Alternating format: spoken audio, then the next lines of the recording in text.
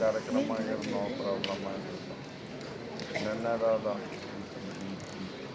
ಸಾಧಕ ಸನ್ಮಿತ್ರರೇ, ಹಿರಿಯರೇ, ಕ್ಷೇತ್ರದಲ್ಲಿ ಕ್ಷಿಪ್ರಗತಿಯಲ್ಲಿ ಆಗುತ್ತಿರುವಂತಹ ಬೆಳವಣಿಗೆಗಳಿಗೆ ಪೂರಕವಾಗಿ ಕರ್ನಾಟಕ ಮಾಧ್ಯಮ ಅಕಾಡೆಮಿ ತನ್ನ ಕಾರ್ಯಕ್ರಮಗಳನ್ನು ರೂಪಿಸೋದ್ರ ಜೊತೆಗೆ ಮಾಧ್ಯಮ ಕ್ಷೇತ್ರ ಹಾಗೂ ಮಾಧ್ಯಮ ಶಿಕ್ಷಣದ ನಡುವಿನ ಒಂದು ಸೇತುಬಂಧವಾಗಿ ಮಾಧ್ಯಮ ಅಕಾಡೆಮಿ ಕಾರ್ಯನಿರ್ವಹಿಸ್ತಾ ಇದೆ. ನಾಡಗೀತೆ ಮುಖಿನ ಶುಭಾರಂಭ ಮಾಡಲಿದ್ದೇವೆ. ದಯಮಾಡಿ ತಾವೆಲ್ಲರೂ ಎದ್ದು ನಿಂತು ನಾಡಗೀತೆಗೆ ಗೌರವವನ್ನು ಸಲ್ಲಿಸಬೇಕಾಗಿ ವಿನಮ್ರ ಕೋರಿಕೆ.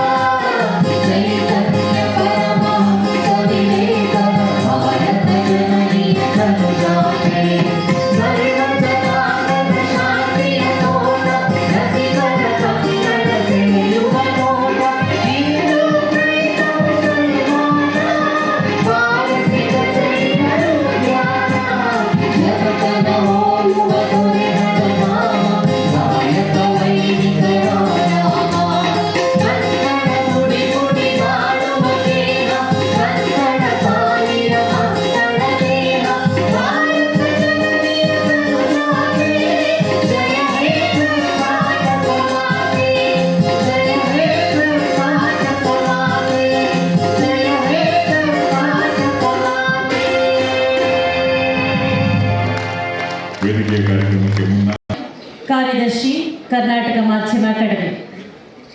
ಬಂಧುಗಳೇ, ಪ್ಲೀಸ್ ವೆಲ್ಕಮ್.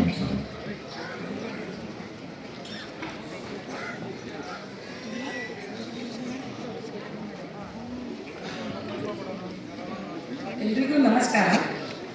ವೇದಿಕೆಯಲ್ಲಿರುವ ಗಣ್ಯರೇ, ಪ್ರಶಸ್ತಿಗೆ ಭಾಜನರಾದ ಪತ್ರಕರ್ತರೆ, ಮಹನೀಯರೇ, ಮಹಿಳೆಯರೇ, ಕರ್ನಾಟಕ ಮಾಧ್ಯಮ ಅಕಾಡೆಮಿಯ 2023 ಹಾಗೂ 24ನೇ ಕ್ಯಾಲೆಂಡರ್ ವರ್ಷಗಳ ವಾರ್ಷಿಕ ಪ್ರಶಸ್ತಿ ಪ್ರದಾನ ಸಮಾರಂಭಕ್ಕೆ ನಿಮ್ಮೆಲ್ಲರನ್ನು ಸ್ವಾಗತಿಸಲು ಸಂತೋಷವಾಗುತ್ತಿದೆ. ಶಿವಕುಮಾರ್ ಅವರಿಗೆ ಹೃತ್ಪೂರ್ವಕ ಸ್ವಾಗತವನ್ನು ಕೋರುತ್ತೇನೆ.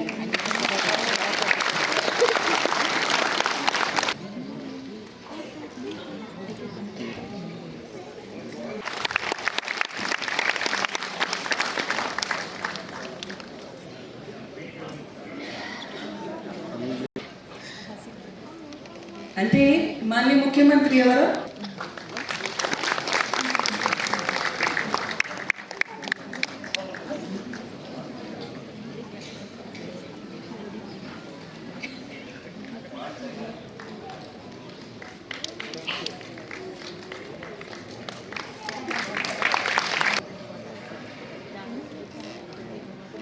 ಸಮಾರಂಭದಲ್ಲಿ ಉಪಸ್ಥಿತರಿದ್ದ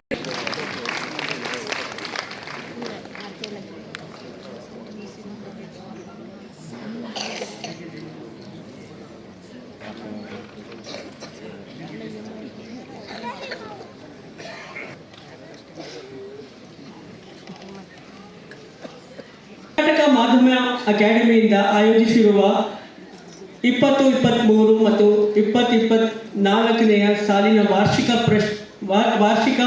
ಪ್ರಶಸ್ತಿ ಪ್ರದಾನ ಸಮಾರಂಭಕ್ಕೆ ನಿಮ್ಮನ್ನು ಅತ್ಯಂತ ಪ್ರೀತಿ ಮತ್ತು ಗೌರವದಿಂದ ಸ್ವಾಗತಿಸುತ್ತೇನೆ. ಸಭಾಂಗಣದಲ್ಲಿ ಸಾಕ್ಷಿಯಾಗಿರುತ್ತದೆ. ಇವತ್ತು ಎಲ್ಲರೂ ಇಲ್ಲಿದ್ದಾರೆ.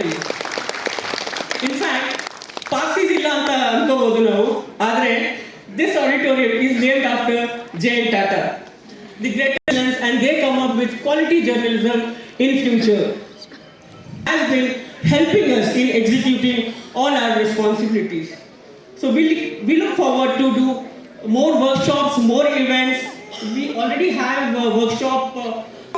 Understand why our profession is in danger, why everybody makes fun of our profession, why everybody is fed up of journalism.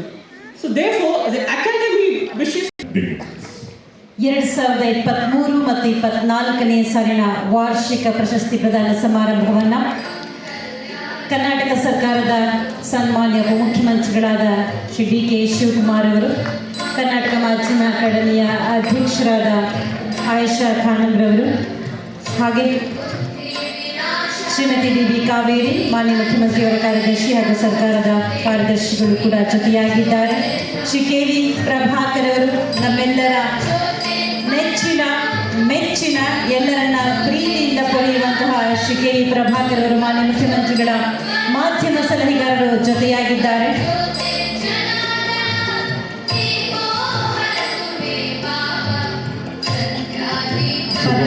ಕಲ್ಯಾಣ ಮಾಧ್ಯಮ ಅಕಾಡೆಮಿಯ ಎಲ್ಲ ಕೆಲಸಗಳು ಶುಭವಾಗಿ ನಡೆಯಲಿ. ಇದೇ ರೀತಿ ಮಾದರಿಯಾಗಿ ಪತ್ರಿಕಾ ರಂಗಕ್ಕೆ ಕನ್ನಡದ ವಿಶಿಷ್ಟ ಕೊಡುಗೆಯನ್ನು ನೀಡುತ್ತಾ ಪತ್ರಿಕಾ ಮಾಧ್ಯಮವನ್ನು ಸಶಕ್ತವಾಗಿ ಮಾಡಲು ಮತ್ತಷ್ಟು ಹಾರೈಕೆಯೊಂದಿಗೆ ಡಿ.ಕೆ. ಶಿವಕುಮಾರ್ ಅವರಿಗೆ ಧನ್ಯವಾದಗಳು. ಬಂಧುಗಳೇ, ಹಾಗೆಯೇ ಪ್ರಶಸ್ತಿ ಪುರಸ್ಕೃತರ ಕುರಿತಾದ ಪರಿಚಯವನ್ನ ಪ್ರಶಸ್ತಿ ಪ್ರದಾನ ಸಮಯದಲ್ಲಿ ನಾವು ಹೆಚ್ಚು ಹೇಳಲಿಕ್ಕಾಗುವುದಿಲ್ಲ. ಆ ಕಾರಣದಿಂದ ಈ ಸಂದರ್ಭದಲ್ಲಿ ಈ ಪ್ರಶಸ್ತಿಗೆ ಭಾಜನರಾಗಿರುವಂತಹ ಎಲ್ಲ ಸಾಧಕರ ಮಾಹಿತಿಗಳನ್ನು ನೀವಿಲ್ಲಿ ನೋಡಬಹುದಾಗಿದೆ. ಪ್ರಶಸ್ತಿ ಪುರಸ್ಕೃತರ ಕುರಿತು ಪುಸ್ತಕ ಬಿಡುಗಡೆಗಾಗಿ ಉಪಮುಖ್ಯಮಂತ್ರಿಗಳಿಗೆ ಧನ್ಯವಾದಗಳು. ಹಾಗೆಯೇ ಅಕಾಡೆಮಿಯ ಸಾಮಾಜಿಕ ಜಾಲತಾಣಗಳು, ಇವತ್ತಿನ ಡಿಜಿಟಲ್ ಯುಗದಲ್ಲಿ ಅಕಾಡೆಮಿಯ ಕೆಲಸಗಳ ಕುರಿತು ಸಾಮಾಜಿಕ ಜಾಲತಾಣಗಳ ಮೂಲಕ ತಿಳಿಯುವಂತಹ ನಿಟ್ಟಿನಲ್ಲಿ ಇದರ ಅನಾವರಣವನ್ನು ಮಾನ್ಯ ಉಪಮುಖ್ಯಮಂತ್ರಿಗಳು ನೆರವೇರಿಸಬೇಕಾಗಿ ವಿನಂತಿ. ಯಾಕೋ ಏನೋ ಎನರ್ಜಿ ಕಡಿಮೆ ಆಗ್ತಾ ಇದೆ. It should not be like that. Media ಅಂದರೆ it is what guides the society. ಜೋರಾದ ಕರ್ನಾಟಕ ಬರಬೇಕು. ಈಗ ಜಾಲತಾಣಗಳ ಮೂಲಕ ಸಹ ನೀವು ಮಾಹಿತಿಯನ್ನು ಪಡೆಯಬಹುದು.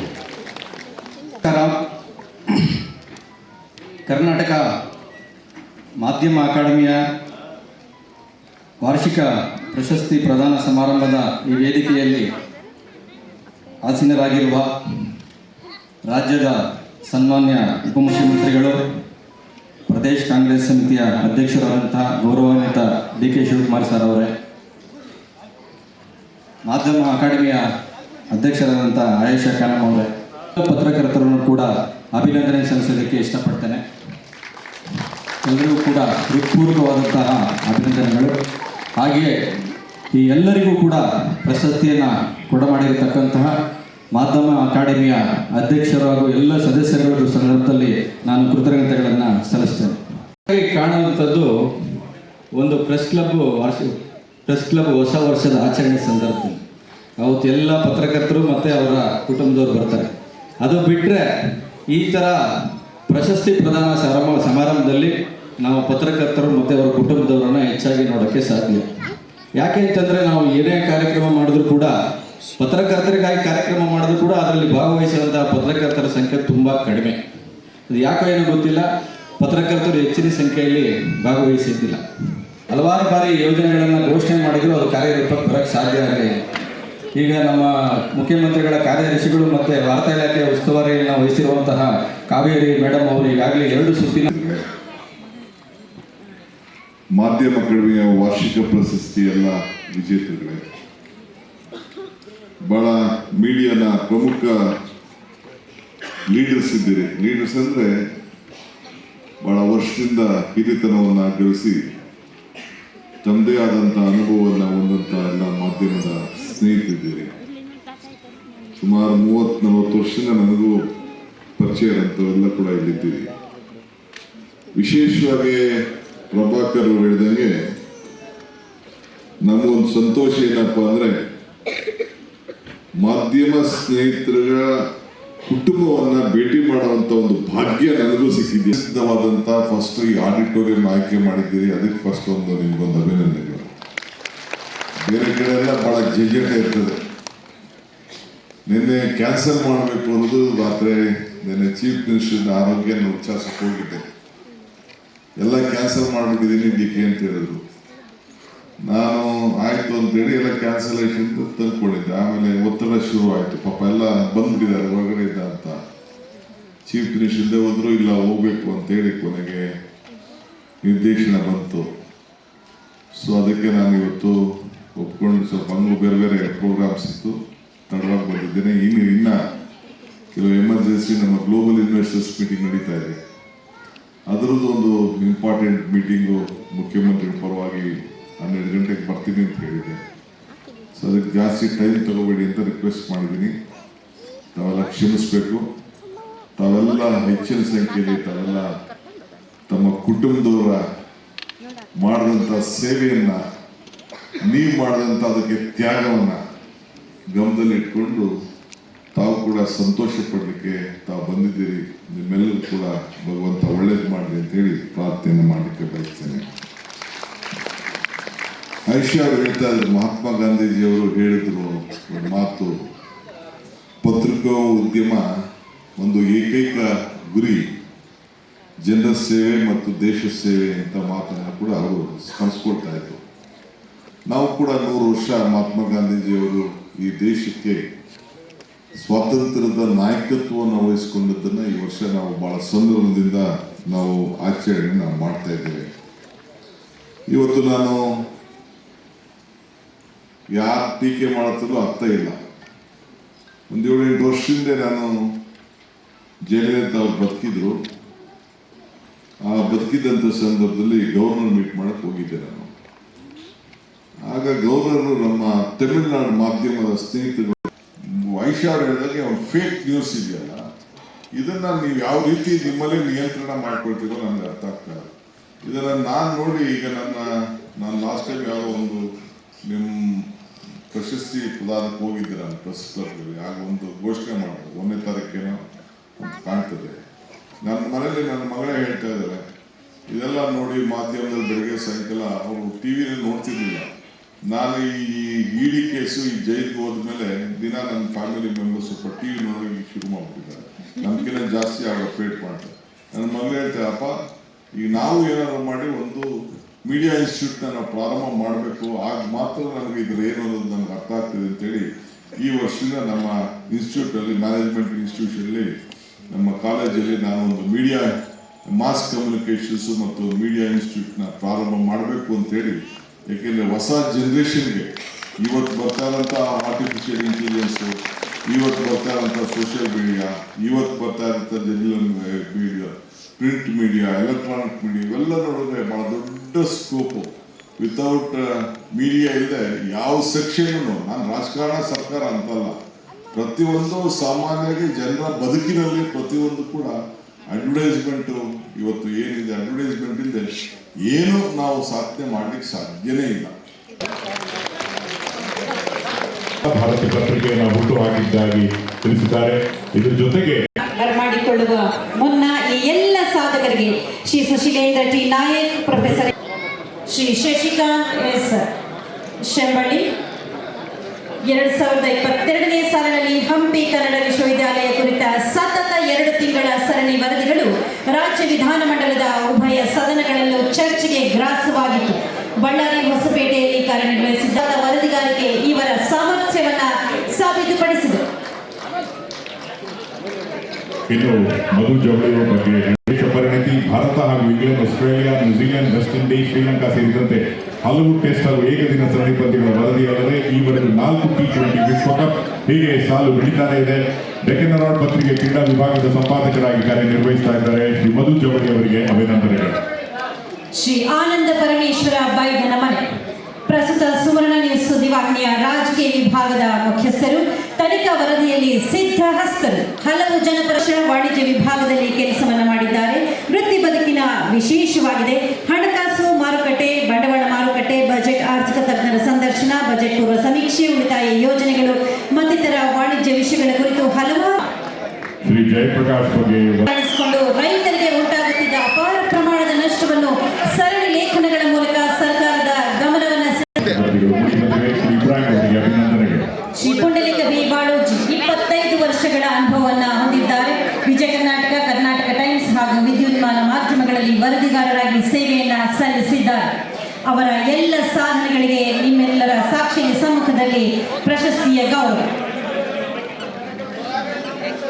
ಗುರುತಿಸಿ ಸನ್ಮಾನಿಸಿದೆ ಅವರಿಗೂ ಸಹ ಅಭಿನಂದನೆಗಳು. ಬಂಜ್ಗಳೆ ಶ್ರೀ ಶಶಿಕಾಂತ್ ಎಸ್ ಶಂಬಳ್ಳಿ, ಶ್ರೀ ಮಧು ಜವಳಿ, ಶ್ರೀ ಆನಂದ ಪರಮೇಶ್ವರ ಬೈದನ ಮನೆ, ಶ್ರೀ ಎ.ಎಲ್. ತಾರನಾಥ್, ಶ್ರೀ ದಿನೇಶ್ ಹೆಮ್ಮಾರ್, ಶ್ರೀ ಆರ್. ಜಯಪ್ರಕಾಶ್, ಶ್ರೀ ಕೆ. ಮಲ್ಲಿಕಾರ್ಜುನ ಸಾಣಾಪುರ, ಶ್ರೀ ಇಬ್ರಾಹಿಂ ಸ್ಥಳ, ಶ್ರೀ ಪುಂಡಲಿಕ ಬಿ ಬಾಳೋಜಿ, ಶ್ರೀ ನೇಹಾಲ್ ಕಿದ್ವಾಯ್ ಇವರೆಲ್ಲರಿಗೂ ಸಹ ನಾಡಿನ ಸಮಸ್ತ ಜನತೆಯ ಪರವಾಗಿ ಬರಲಿ ಒಮ್ಮೆ ಚಪ್ಪಾಳೆ. ಕಂಗ್ರ್ಯಾಚುಲೇಷನ್ಸ್. ಸಂಜೆವಾಣಿ ಪತ್ರಿಕೆಯ ಮೂಲಕ ಪತ್ರಕರ್ತರಾಗಿ ವೃತ್ತಿ ಬದುಕಿಗೆ ಪ್ರವೇಶ 2003ರಲ್ಲಿ ಸುಭಾಷಿತ ಕನ್ನಡ ದಿನಪತ್ರಿಕೆ ಆರಂಭಿಸಿ 2 ದಶಕಗಳಿಂದ ನಡೆಸಿಕೊಂಡು ಬರುತ್ತಿದ್ದಾರೆ doctor K. Jaimuni. Shri Siraj Bisaralli, Prakash S. Sheikh, Shri R. D. Srinivasa Murthy, Shri Ravish H. Doctor A. S. Balasubramanya Kannada ಪತ್ರಿಕೋದ್ಯಮದ ಬೆಳವಣಿಗೆ ಕುರಿತು ಸಂಶೋಧನೆ ನಡೆಸಿ ಪ್ರಬಂಧವನ್ನ ಮಂಡಿಸಿದ್ದಾರೆ. ಅದು 21ನೇ ಶತಮಾನದ ಕನ್ನಡ ಪತ್ರಿಕೋದ್ಯಮದ ಕುರಿತಾಗಿ. ಇವರ ಗರಡಿಯಲ್ಲಿ ಪಡೆದಿದ್ದವರು ಅನೇಕ ಮಾಧ್ಯಮ ಸಂಸ್ಥೆಗಳಲ್ಲಿ ಕೆಲಸ ನಿರ್ವಹಿಸುತ್ತಿರುವುದು ಹೆಗ್ಗಳಿಕೆ. ಶ್ರೀ ಋಷಿಕೇಶ್ ಬಹದ್ದೂರ್ ದೇಸಾಯಿ, ಇಂಗ್ಲಿಷ್ ಎಂಎ ಹಾಗೂ LLB ಪದವೀಧರರು. ವಿಭಿನ್ನ ಮತ್ತು ವಿಶಿಷ್ಟ ಶೈಲಿಯ ವರದಿಗಾರಿಕೆಯಿಂದಲೇ ಹೊರದೇಶದಲ್ಲೂ ಸುದ್ದಿಯಾದವರು. ತಂಬಾಕು ಉದ್ಯಮದ ಸಮಸ್ಯೆಗಳು, ಹೀಗೆ ಹಲವು ಸಮಸ್ಯೆಗಳನ್ನ ತಂದಿದ್ದಾರೆ ಮುಖ್ಯವಾಹಿನಿಗೆ. ಉತ್ತರ ಕರ್ನಾಟಕ ಮತ್ತು 2020ರ ಅಕ್ಟೋಬರ್ನಿಂದ ಜನರಲ್ ಮ್ಯಾನೇಜರ್ ಆಗಿ ಕಾರ್ಯನಿರ್ವಹಣೆ. ವೃತ್ತಿ ಬದುಕಿನಲ್ಲಿ ಹಲವು ರಾಜಕೀಯ ದಿಗ್ಗಜರ ಸಂದರ್ಶನ ನಡೆಸಿದ ಹೆಗ್ಗಳಿಕೆ ಶ್ರೀ ಸುಭಾಷ್ ಹೂಗಾರ್ ಅವರದ್ದು. ಇನ್ನು ಟಿ ಗುರುರಾಜ್ ಅವರ ಬಗ್ಗೆ ಹೇಳಬೇಕು ಅಂತಂದ್ರೆ 2ರಿಂದ ಮೈಸೂರಿನಿಂದ ಪ್ರಕಟವಾಗುವ ಹಲವು ಮೈಸೂರು ಪ್ರಾದೇಶಿಕ ದಿನಪತ್ರಿಕೆಯ ಸಂಪಾದಕ ಮತ್ತು ಪ್ರಕಾಶಕರಾಗಿದ್ದಾರೆ. ಕನ್ನಡ ಅಭಿವೃದ್ಧಿ ಪ್ರಾಧಿಕಾರದ ಸದಸ್ಯರಾಗಿ ಕನ್ನಡ, ಹಿಂದಿ ಮತ್ತು ಇಂಗ್ಲಿಷ್ ಭಾಷೆಯ ಮೇಲೆ ಹಿಡಿತ ಸಾಧಿಸಿದರು. ಕನ್ನಡವೇ ನಮ್ಮಮ್ಮ ಎಂಬುದನ್ನು ಎಂದೂ ಮರೆಯಲಿಲ್ಲ. ಬೆಂಗಳೂರು, ಮುಂಬೈ ಮತ್ತು ಮಂಗಳೂರಿನಲ್ಲಿಯೂ ಕೆಲಸ ಮಾಡಿದಂತಹ ಅನುಭವ. ದಿವಂಗತ ವಿ.ಎಸ್. ಸೂರ್ಯನಾರಾಯಣ ಖಾದ್ರಿ ಅಚ್ಯುತನ್ ಅವರ ಗರಡಿಯಲ್ಲಿ ಪಡೆದಂತಹ ಪ್ರತಿಭೆ ಶ್ರೀ ಆರ್. ಗಮನ ಸೆಳೆಯುವ ವರದಿಗಳನ್ನು ಬರೆದ ಕೀರ್ತಿ ಶ್ರೀ ಪ್ರಕಾಶ್ ಅವರದ್ದು. ಶ್ರೀ ಆರ್. ಡಿ. ಶ್ರೀನಿವಾಸ ಮೂರ್ತಿ ಲಂಕೇಶ್ ಪತ್ರಿಕೆ ಸೇರಿದಂತೆ ಶಿವಮೊಗ್ಗದ ಹಲವು ಪತ್ರಿಕೆಗಳಲ್ಲಿ ವರದಿಗಾರರಾಗಿ, ಅಂಕಣಕಾರರಾಗಿ ಕಾರ್ಯನಿರ್ವಹಿಸಿದಂತಹ ಅನುಭವ ಇವರದ್ದಾಗಿದೆ.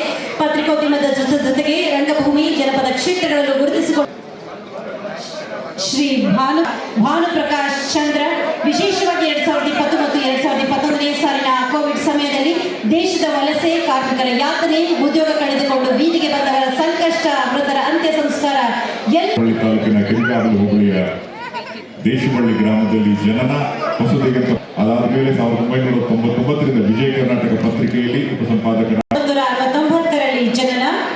ಪತ್ರಿಕೋದ್ಯಮದಲ್ಲಿ 25 ವರ್ಷಗಳ ಸುದೀರ್ಘ ಅನುಭವ, ವಿಶೇಷವಾಗಿ ರಾಜಕೀಯ, ನಗರ. ಶ್ರೀಮತಿ ಮನುಜಾ ವೀರಪ್ಪ, ಸ್ವತಃ ಕ್ರೀಡಾಪಟುವಾಗಿರುವ ಮನುಜಾ ವೀರಪ್ಪ ಅವರು ಟೈಮ್ಸ್ ಆಫ್ ಇಂಡಿಯಾ ಪತ್ರಿಕೆಯ ಕ್ರೀಡಾ ವಿಭಾಗದಲ್ಲಿ ಹಿರಿಯ ಸಹಾಯಕ ಸಂಪಾದಕರಾಗಿ ಕಾರ್ಯನಿರ್ವಹಿಸ್ತಾ ಇದ್ದಾರೆ. ಬೆಂಗಳೂರು ಕ್ರೈಸ್ಟ್ ಕಾಲೇಜಿನಲ್ಲಿ BA ಪದವಿ.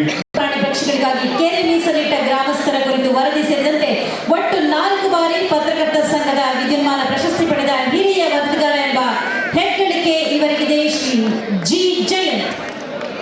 ಜಯಂತ್ ಅವರಿಗೆ ಅಭಿನಂದನೆಗಳು. ವಿಶೇಷವಾಗಿ ಇನ್ನು ಶ್ರೀ ವಿಕಾಸ್ ಅಹಮದ್ ಸಯೀದ್ ಕನ್ನಡಿಯಾಗಿದೆ.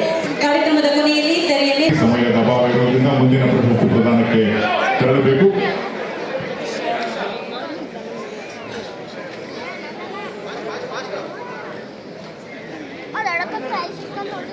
ಅನು ಕಾರ್ಯಪ್ಪ, ರಿಪಬ್ಲಿಕ್ ಕನ್ನಡ. ವರದಿ 6 ವರ್ಷಗಳಿಂದ ಪಿಂಚಣಿ ಬರದೆ ಪರದಾಟ, 50 ವರ್ಷದ ವಿಶೇಷ ಚೇತನ ನರಿಯಂಬಾಡಿ ಕಂಗಾಲು. ಹಾಗೆಯೇ ಶ್ರೀ ನಂದೀಶ್ ಮಲ್ಲೇನಹಳ್ಳಿ ಸುವರ್ಣ ನ್ಯೂಸ್. ವರದಿ ವಿಶೇಷ ಚೇತನ ವ್ಯಕ್ತಿಗಳಿಗೆ ನಿವೇಶನ ಹಂಚಿಕೆ ಬಗ್ಗೆ ಸರಣಿ ಸುದ್ದಿ.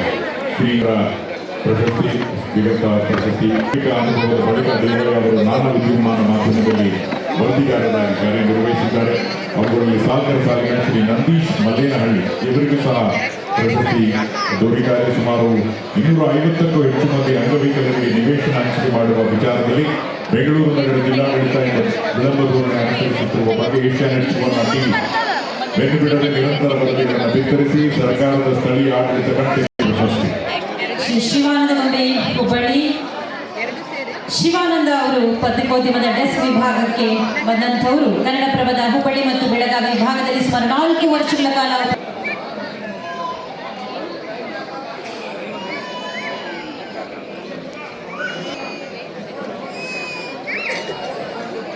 ಮಹಾಸಾಧಕ ಸಿ.ವಿ. ರಾಜಗೋಪಾಲ್ ದತ್ತಿ ಪ್ರಶಸ್ತಿಯನ್ನು ಸ್ಥಾಪಿಸಿದಂತಹ ಮುಖ್ಯಸ್ಥರು ಸಹ ವೇದಿಕೆಯ ಮೇಲೆ ಪ್ರಶಸ್ತಿ ಪ್ರದಾನ ಸಂದರ್ಭದಲ್ಲಿ ಹಾಜರಿರಬೇಕಾಗಿ ಕೋರಿದೆ.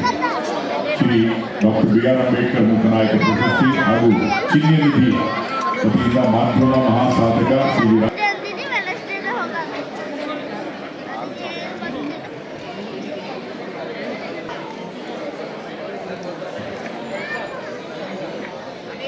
ಇನ್ನು ಮಾಧ್ಯಮ ಮಹಾಸಾಧಕ ಸಿ.ವಿ. ರಾಜಗೋಪಾಲ್ ದತ್ತಿ ಪ್ರಶಸ್ತಿ ಚಿಹ್ನೆ ನಿಧಿ ವತಿಯಿಂದ ರವಿಶಂಕರ್ ಅವರು ಇಂಜಿನಿಯರಿಂಗ್ ಓದಿದ್ರು ಸಹ ಆಯ್ಕೆ ಮಾಡಿಕೊಂಡಿದ್ದು ಪತ್ರಿಕೋದ್ಯಮ, ಆಸಕ್ತಿಯಿಂದ ಬರೆದಿದ್ದು ಕನ್ನಡ ಸಾಹಿತ್ಯ ಚರಿತ್ರೆ ಸಂಶೋಧನೆಯ ಬಗ್ಗೆ.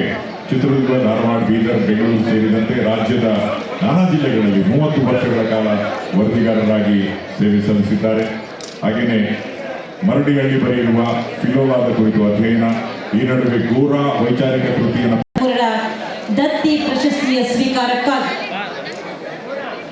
ಪ್ರಜಾ ಸಂದೇಶ ದತ್ತಿನ ತಾವೆಲ್ಲರೂ ಸಹ ಅದನ್ನು ಮಾಡಿಕೊಂಡು ಮುಖ್ಯಮಂತ್ರಿಗಳ ಭೇಟಿಗಾಗಿ ಆಗಮಿಸಬೇಕು. 2023ನೇ ಸಾಲಿನ ಮಾಡ್ತಾ ಇದ್ದಾರೆ. ಸೃಜನಶೀಲ ಬರವಣಿಗೆಯನ್ನ ಇಷ್ಟಪಟ್ಟು 2023 ಸ್ವೀಕರಿಸ್ತಾ ಇದ್ದಾರೆ ಶ್ರೀಮತಿ ಶಿಲ್ಪಾ ಪಿ. ಕಳೆದ 20ಕ್ಕೂ ಹೆಚ್ಚು ವರ್ಷಗಳ ಇಂಗ್ಲಿಷ್ ಪತ್ರಿಕೋದ್ಯಮದಲ್ಲಿ ಅನುಭವ, ಸಮಾಜವನ್ನು ಸೂಕ್ಷ್ಮ ಅಲ್ಲಿನ ವಿದ್ಯಮಾನಗಳನ್ನು ತರ್ಕಕ್ಕೆ ಒಳಪಡಿಸುವ ಛಾತಿಯನ್ನ ಬೆಳೆಸಿಕೊಂಡಿದ್ದಾರೆ ಶ್ರೀಮತಿ ಶಿಲ್ಪಾ ಪಿ.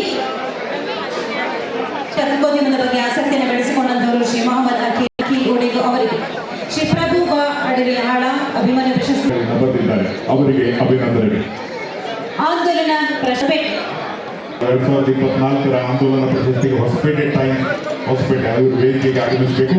ಆಂದೋಲನ ಪ್ರಶಸ್ತಿಯನ್ನ ಸ್ಥಾಪಿಸಿದಂತಹ ಮುಖ್ಯಸ್ಥರು ಸಹ ವೇದಿಕೆಗೆ ಈ ಪ್ರಶಸ್ತಿ ಪ್ರದಾನ ಸಮಾರಂಭದಲ್ಲಿ ಹಾಜರಿರಬೇಕು. ಸ್ಥಳೀಯ ಆಡಳಿತವನ್ನು ಎಚ್ಚರಿಸುವ ಕೆಲಸವನ್ನ ನಿರಂತರವಾಗಿ ನೆರವೇರಿಸುತ್ತಾ ಬಂದಿದೆ. ಸಂಜೆ ದರ್ಶನ, ಬಾಗಲಕೋಟೆ. ಆಂದೋಲನ ಪ್ರಶಸ್ತಿ 2024ಕ್ಕೆ ಭಾಜನರಾಗಿದ್ದಾರೆ. ಹೊಸಪೇಟೆ ಟೈಮ್ಸ್ ಹೊಸಪೇಟೆ ಹೆಸರು ಹೇಳುವ ಹಾಗೆ ಹೊಸಪೇಟೆಯ ಜನರ ಮನ ಗೆದ್ದಿದ್ದಾರೆ. ಹೊಸಪೇಟೆ ಟೈಮ್ಸ್ ಹೊಸಪೇಟೆ ಅಂತೆಯೇ ಅವರು ಮಾಡಿದಂತಹ ಅಪರಿಮಿತ ಸೇವೆಯನ್ನು ಗುರುತಿಸಿ ಈ ದಿನ ಅವರಿಗೆ ಪ್ರಶಸ್ತಿ ಪುರಸ್ಕಾರವನ್ನು ಮಾಡಲಾಗ್ತಾ ಇದೆ.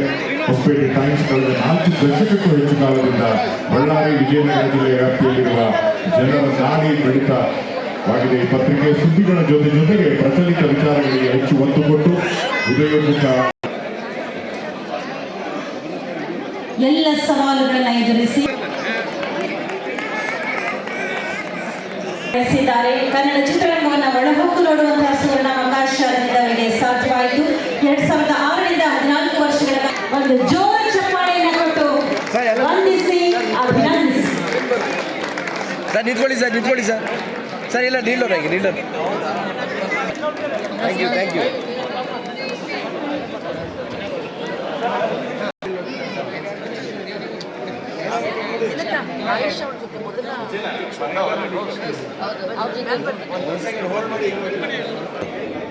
ಇಲ್ಲಿಗೆ ಹತ್ರ ಅಲ್ವಾ?